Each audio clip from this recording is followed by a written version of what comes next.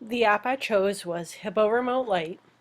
It's a free wireless keyboard and mouse for your computer that you can use on your iPhone or iPod, and it's used instead of using the touchpad on your computer or using your keyboard. So once you've downloaded the app and you press Get It Now, it's going to come up on your downloads.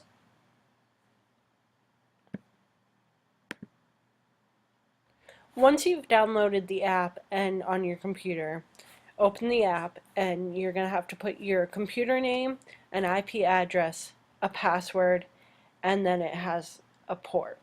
So this is a screen that you would see on your iPhone or iPod. I found the IP number or address for my computer by searching on my computer. Once you've downloaded it onto your computer, you click on the download thing and the screen will pop up and you have to turn it on your computer to connect with your iPod or iPhone. Once you're connected, your iPod will look like this. So you touch anywhere on the screen and it will move your cursor on your computer. The top buttons are like the keys on the mouse. So right click, left click. And then if you click on the top, you can change it to a keyboard. If you click on the trackpad and keyboard, it will come up with the keyboard as well. So you can still use the trackpad as your mouse, but you can also click for the keyboard. It has all the features that an iPhone would have or an iPod, where you could do the voice recording for the typing, or you could just type normal. So if you press the button at the top left hand corner, it will open options where you can use arrow keys and other options that you would have on a normal keyboard. You have the option of choosing arrow keys or F keys, and you still have the part of the keyboard where you can type. And on the top, it will show up what you are typing, no matter where you're typing on your computer. The F keys options are all the options that you would have on the top of your computer. You can even print the screen from your phone, go back to home, and anything that a normal keyboard could do. You don't have the option of using the trackpad if you use these options. If you hit the button on the top right hand corner, it will take you to the settings. So the settings allow you to change the tracking speed, scrolling speed. You can turn on or off autocorrect for the keyboard. You can also change it to an international keyboard or any other keyboard that you might need. It does give you the option to get the full version, which is $4.99, but I had gone with the free because it was free. So if I am using the app right now, I am on my iPhone, but I am moving the cursor on my computer. If you double tap the iPhone, it will open.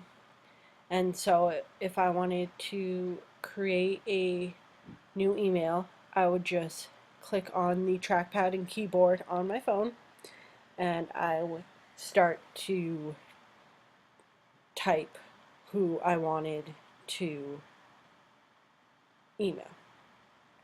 And then you can still move the trackpad, email, anything. I think this app would be beneficial for students who might not have the ability to use both of their arms or hands. When I had surgery, this would have been a beneficial app for me because it was easier for me to use my iPhone to type than it would have been to use the keyboard on my computer. I think it would be cool for teachers to use if they were doing a PowerPoint or something and they wanted to be walking around the room, they could just have their iPhone and control the computer from a distance away instead of having to be right near the computer. This app just makes it easier to use a keyboard if you weren't able to physically use one on a computer, or if you only had access to a couple fingers. I think this app could be used in a class for all students. They might be more fluent with typing on an iPod or iPhone more than a computer. I think this is pretty age appropriate for a lot of ages. I could see definitely middle school or high school students using it because most of them probably do have a phone or an iPod that they would be able to download this app and use it. This app was pretty easy to use. It only took about 5 or so minutes to figure out all the options for it. I don't think this app would take a lot of instruction for a student to use it. I think it would be good for you to go through it with them and show them all the options that they could use, but it wouldn't be a lot of time spent training the student to use this app. Like I said before, I think a teacher could incorporate this app in a classroom so they can do things on their computer without having to be at their computer all at once. So they could be going around the room, checking with students, showing them things. They could connect it to the student's computer.